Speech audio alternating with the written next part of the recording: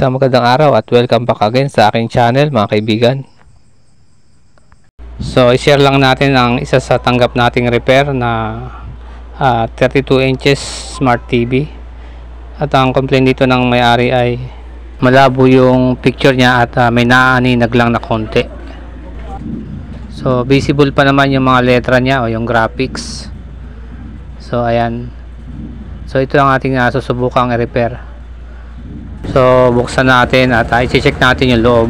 So pag ganito malamang yung kanyang supply ang hindi normal at kaya hindi umiilaw yung pinaka backlight. Mukhang bago pa siya at first time pa lang mare-repair kung sakasakali.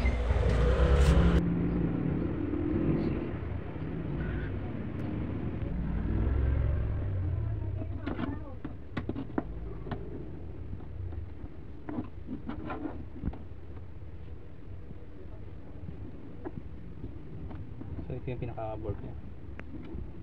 Easy. So may nakita tayong mga bloated. May bloated siyang capacitor.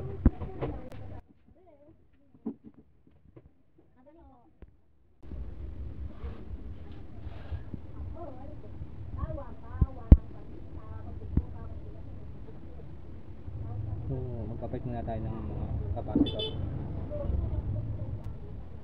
So dalawa siya. Palitan natin din itong isang maliit.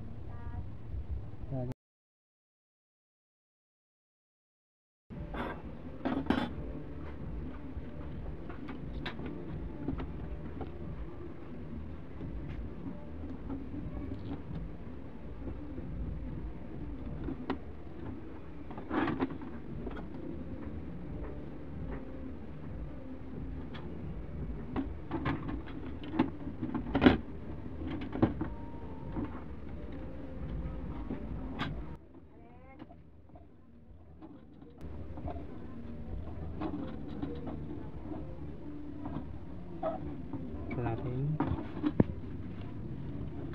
nandito yung isa.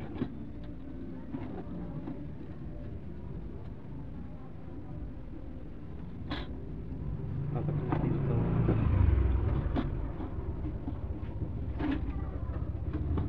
Papatin natin dito sa itong capacitor ng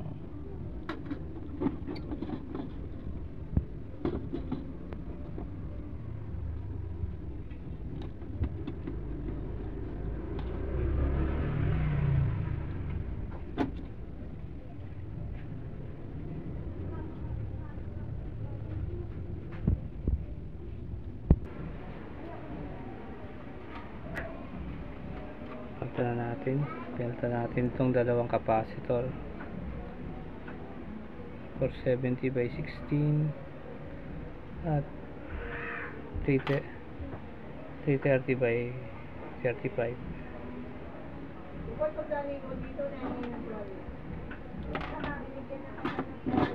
Titestingin na lang natin. Sana umilaw siya para hindi natin baklas.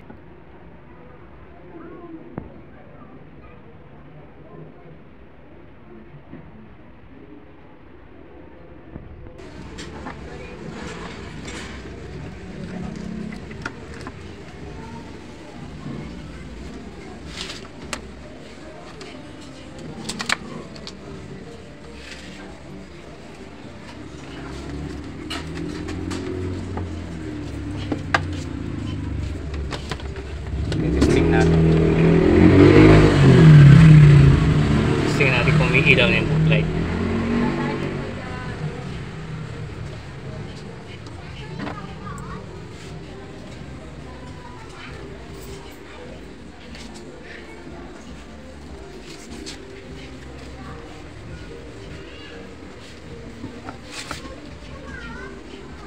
May ilaw yung backlight. Okay na mga kaibigan.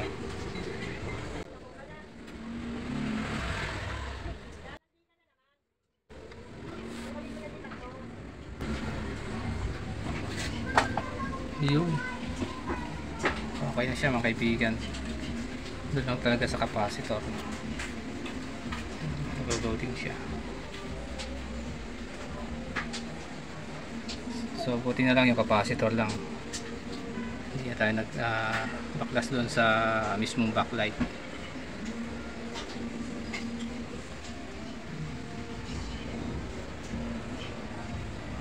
So hindi na lang talaga kayang pailawin yung backlight ng supply dahil nga dun sa capacitor niya, nag-bloated na.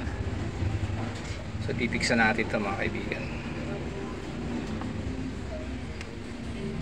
So napaka basic repair lang ito mga kaibigan.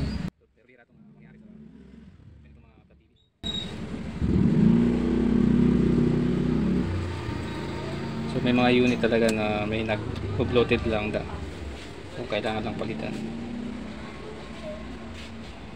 ng mga capacitor niya. So i-fix na natin.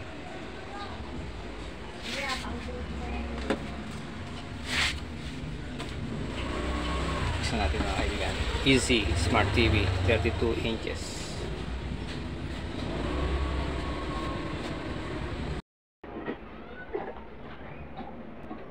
Okay na siya mga kaibigan. Kung tutusin na basic repair lang siya at kaya mong gawin niya kung ganito ang nangyari sa iyong flat TV. So ayan. So maraming salamat sa panonood. Kung sakaling bago ka lang sa aking channel o napadaan lang, pa-like na lang at pa-subscribe. Pa-suporta na rin ang ating channel. Pakipindot na rin ang notification bell para updated ka kung sakaling may bago tayong upload. Maraming salamat at magandang araw.